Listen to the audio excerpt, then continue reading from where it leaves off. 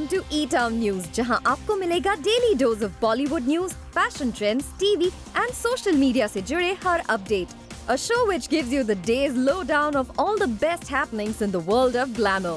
तो इंतजार किस बात का? Let's take a look at today's headlines. Ajay Devgan ने धारावी हॉस्पिटल को डोनेट किए oxygen cylinders and ventilators.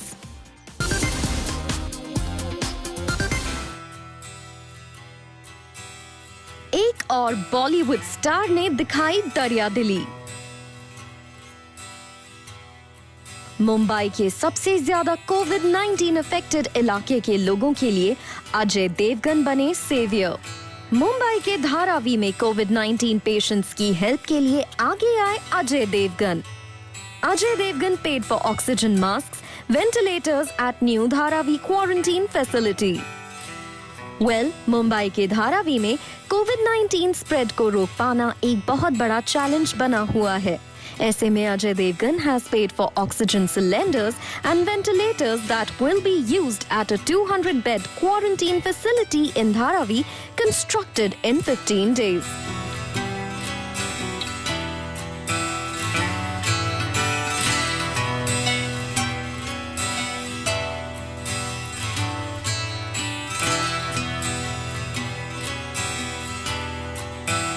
Kiran Dighavkar, assistant municipal commissioner of G north का कहना है कि अजय देवगन को जैसे ही पता चला कि धारावी में इन इनवैल्यूएबल इक्विपमेंट्स की जरूरत है तो वो तुरंत इसके लिए पे करने को तैयार हो गए.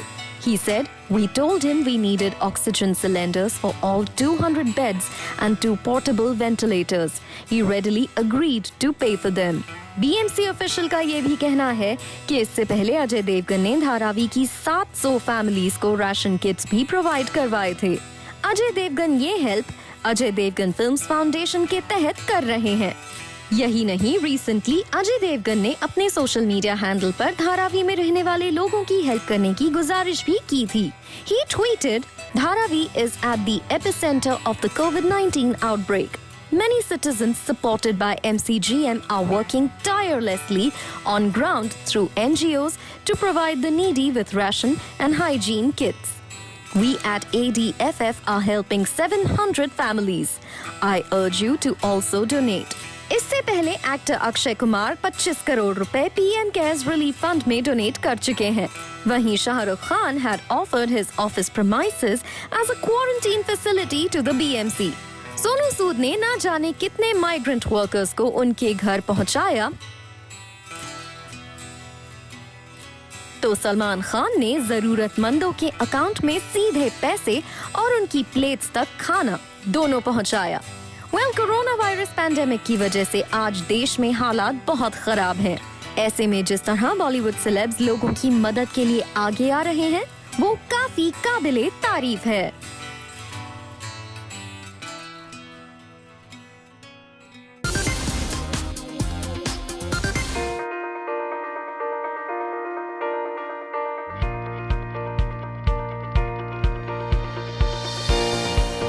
बिंदास, बेबाक और बोल्ड. फिल्म इंडस्ट्री में सोनाक्षी सिन्हा इसी एटीट्यूड की वजह से जानी जाती हैं. शॉटगन ऑफ बॉलीवुड शत्रुघ्न सिन्हा की डॉटर सोनाक्षी सिन्हा ने फिल्म इंडस्ट्री में एंट्री से लेकर अपनी फिल्म चॉइसेस की वजह से अपने लिए एक अलग मुकाम बनाया है. लेकिन कॉस्ट्यूम डिजाइनर के तौर पर अपने करियर की शुरुआत करने वाली सोनाक्षी सिन्हा का फिल्मी सफर कैसे शुरू हुआ और किस तरह उन्होंने इंडस्ट्री में कामयाबी पाई, आज उनके बर्थडे पर इसी चीज को हम करेंगे डीकोड. 2 जून 1987 बिहार की राजधानी पटना में एक्टर्स शत्रुघ्न सिन्हा और पूनम सिन्हा ने अपने घर वेलकम किया एक नन्ही परी को. अब सोनाक्षी सिन्हा का कनेक्शन फिल्मी फैमिली से था. ऐसे में उनका ज्यादातर बचपन मुंबई में ही बीता. अपनी पढ़ाई से लेकर कॉलेज को सोनाक्षी सिन्हा ने मुंबई में ही पूरा किया. सोनाक्षी सिन्हा बचपन से पढ़ाई में अच्छी थी. खास तौर पर पेंटिंग में सोनाक्षी सिन्हा का बहुत मन लगता था, जो आज भी सोनाक्षी की फेवरेट हॉबी है. और शायद अपने इसी टैलेंट की वजह से सोनाक्षी ने फैशन डिजाइनिंग में अपना ग्रेजुएशन किया और उनके लिए फिल्म इंडस्ट्री का दरवाजा खुल गया। सोनाक्षी सिन्हा बचपन से अपने डैड के साथ फिल्म सेट्स पर जाया करती थी और उन्हें वहां टाइम स्पेंड करना पसंद था और यही वो समय है कि सोनाक्षी का झुकाव फिल्म्स की तरफ बढ़ा। सोनाक्षी सिन्हा ने अपने करियर की शुरुआत में कुछ बॉलीवुड फिल्म्स में कॉस्ट्यूम डिजाइनर के तौर पर काम किया। सोनाक्षी सिन्हा ने जब फिल्म इंडस्ट्री में बतौर फैशन डिजाइनर काम शुरू किया, she was a cute chubby girl. लेकिन सोनाक्षी को कुछ ही समय में अंदाजा हो गया था कि अगर फिल्म इंडस्ट्री में लंबी पारी खेलनी है तो उन्हें अपना वजन कम करना होगा। फिर क्या था, Sonakshi started going to the gym और कुछ ही समय में सोनाक्षी ने 90 किलो से अपना वेट 60 किलोज कर लिया। अपने एक इंटरव्यू में अपनी वेट लॉस जर्नी के बारे में बात करते हुए सोनाक्षी सिन्हा ने कहा था, It took 2 years and 2 trips to the gym every day to cut down from 90 kilos to 60 kilos. No cakes, chocolates or pizzas. Now that there's not much weight left to lose, I can indulge myself once in a while. I don't have to visit the gym more than once a day. Sonakshi Sinha ने इसके बाद modelling में अपना हाथ आजमाया और कुछ fashion shows के लिए रैंप वॉक भी किया। और इसी दौरान सोनाक्षी सिन्हा की मुलाकात हुई सलमान खान और अरबाज खान से, जो अपनी फिल्म दबंग के लिए एक नए चेहरे की तलाश में थे। कहा जाता है सोनाक्षी सिन्हा को फिल्म के लिए सिलेक्ट करने में सलमान खान का बड़ा हाथ था, क्योंकि उन्हें पूरा भरोसा था कि रज्जो के कैरेक्टर को सोनाक्षी बखूबी निभा पाएंगी। और हुआ भी कुछ ऐसा ही। 2010 में जैसे ही फिल्म दबंग रिलीज हुई, सोनाक्षी सिन्हा का रज्जो कैरेक्टर सबका फेवरेट बन गया। दबंग 2010 की सबसे सक्सेसफुल फिल्म साबित हुई और सोनाक्षी सिन्हा को बॉलीवुड में मिला ड्रीम डेब्यू। इसके बाद सोनाक्षी सिन्हा ने बैक टू बैक कई सुपरस्टार्स के साथ फिल्म साइन की, जैसे अक्षय कुमार के साथ राउडी राठौड़ और जोकर और अजय देवगन के साथ film son of Sardar. In superstars के साथ काम करने का सोनाक्षी को फायदा भी हुआ और उनकी शुरुआती ज्यादातर फिल्म्स हिट भी हुईं। लेकिन सोनाक्षी के लिए उनका सफर हमेशा रोजी नहीं रहा। इंडस्ट्री में जिस वक्त सोनाक्षी ने करियर शुरू किया, उस वक्त साइज 0 का बोलबाला था। ऐसे में शुरुआती दिनों में सोनाक्षी सिन्हा को बॉडी शेमिंग का सामना करना पड़ा। लेकिन एज एक्सपेक्टेड सोनाक्षी सिन्हा ने लोगों को हमेशा दिया करारा जवाब। सोनाक्षी सिन्हा को सोशल मीडिया पर भी आए दिन ट्रोलिंग का सामना करते रहना पड़ता है, लेकिन वो हिट बैक करने में विश्वास रखती हैं। And that's why she is quite popular on social media platform. Sonakshi Sinha को अपने फिल्मी करियर में कई बार अप्स एंड डाउन्स देखने को मिले हैं, लेकिन she is quite strong और हमेशा वो करती हैं दमदार वापसी। सोनाक्षी सिन्हा की आने वाली फिल्म्स हैं भुज, द प्राइड ऑफ इंडिया। इस फिल्म में सोनाक्षी सिन्हा का कैरेक्टर है काफी दमदार। बॉलीवुड की multi talented actress Sonakshi Sinha को आज उनके बर्थडे पर हम विश करना चाहेंगे अ ज़ूमलिशियस birthday.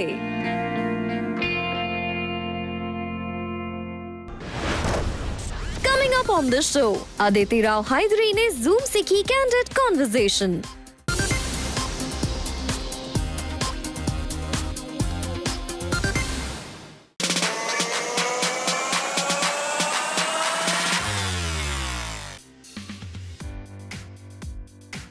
The first thing that I do as soon as I wake up is I guzzle a whole bottle of water.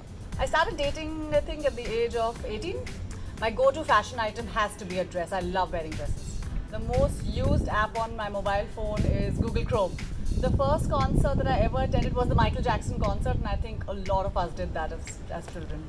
The last person I DM'd was Nimrat, Breaking Bad, and it's phenomenal. My most used emoji is that girl who's doing a somersault. I think I'm really bad at hiding what I feel. I'm very expressive with what I feel, and I just think I can't hide what I feel. The last thing that I bought online was earrings. Gosh, and that was so long ago. I am most proud of my family. I love the fact that my family's, all of them are such overachievers, and they're very hardworking, and they're also successful in everything that they've done. So I'm extremely proud of each one of them. I'm extremely scared of the darkness. and lizards.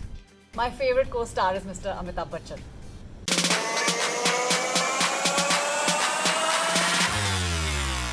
Welcome to Speakeasy. My name is Rudrani and I'm with the lovely Aditi Rao Hydari. Aditi, it's been a while that we've been in lockdown. What were your initial thoughts and what have you observed now when we are quite some time in it? I mean, initially, like, there was just general panic and nobody knew anything. I was actually shooting in Chennai, and we were shooting as though nothing was happening. It was all like very normal in Chennai. Everybody was going about their work. We were getting to shoot. We were being careful, of course, using sanitizer, washing our hands 30 times a day, trying not to hug each other, um, which is very difficult for me. And then, like, as the days progressed, it was more and more evident that we would have a break, and we would shut down. But it all happened really fast, and in fact, I literally in a split second had to decide where to go from Chennai, and my mother was like, just pack your bags and go straight to Hyderabad. So that's what I did. I came home to Hyderabad. My mom's not here, she's in Delhi. And I expected this to be like about, I thought it would be, I knew it wouldn't be 2 weeks, but I thought it would be 3, 4, maybe a month.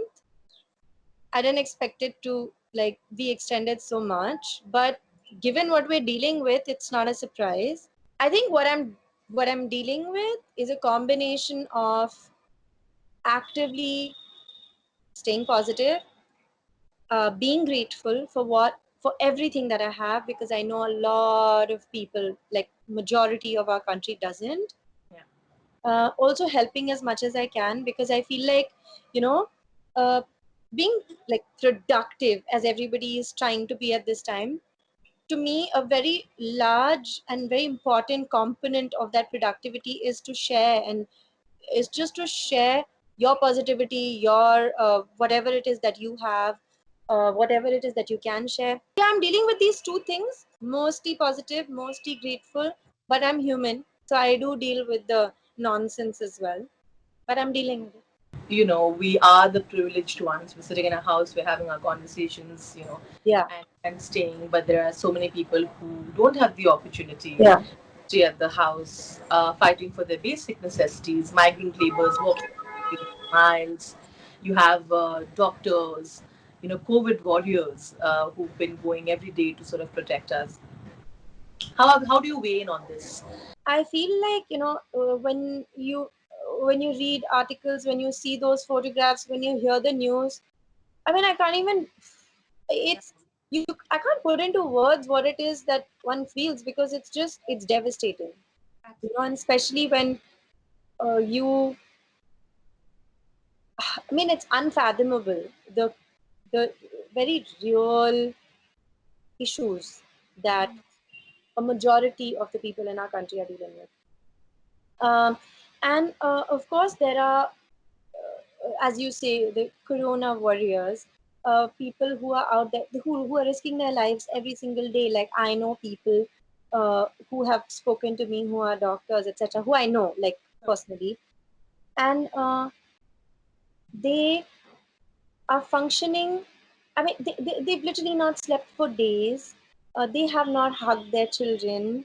Uh, some doctors are couples. They are, living apart because they have to. They have to sort of, be safe, etc., etc. And just the burden on the healthcare system, and the foreseeable burden on the healthcare system is so frightening, especially for our country, because of the numbers to keep it together. I know NGOs are doing incredible work. Individuals are doing incredible work. Sonu Sood, I Yeah, mean, just so no. look at what he's done. It's Amazing. incredible. What Swara. I wish had been, what I wish had happened, long ago, is happening now. But he's doing it. I know that one of your films already, Sufiyam Sujatam, which is the Malayalam film that you're a part of, is going to release on OTT. And there has, of course, since Gulabo Sitabo released, everybody had so many opinions on, why is the theater release going to happen, and when it's going to happen. But the other point, of course, being that films that are ready and could be there, is now going to be available for people to watch on a platform that they can actually enjoy and see it. What do you have to say about that? That's such a a tough one because I see the merit in both. But I have to say that I'm one of those eternal romantics. And I love the theater experience. But during the lockdown, the OTT platforms have been like my besties. And I'm so too for a lot of people. And the kind of content that they put out is so incredible. So I can never undermine their value in our lives. And I feel that somewhere this is our truth and this is part of our future. I recently got a call from the producer of Sufiyam Sujatyam, Vijay sir, and he said, I wanted to speak to you before I make this decision. And one, I felt really touched that he actually had that conversation with me. Um, and also at that point, when he first had the conversation, I was like, oh my god, really? Because I have 3 films that are ready for release, and this, I mean, it's always like, oh my god, I don't know what to do now. It's on me. What do I say? Uh, Yeah. but somewhere, that thing of standing with the team kicked in, and I was just like, this is the point where I have to stand by my producer and I have to stand by the team, and it's very important for the producer to do what is right for the film and for his production house. It's really important, and there is a lot of merit in being the first film to do that, or the first Malayalam film to do that, and it takes guts, and I'm all for backing any decision that takes courage. It's a big decision. I think Vijay sir and the team will have to face a lot of criticism um, from people, but they've made that decision, and I must stand by it, and I will stand by it, and that's what I'm doing. You told me there are 2 other films.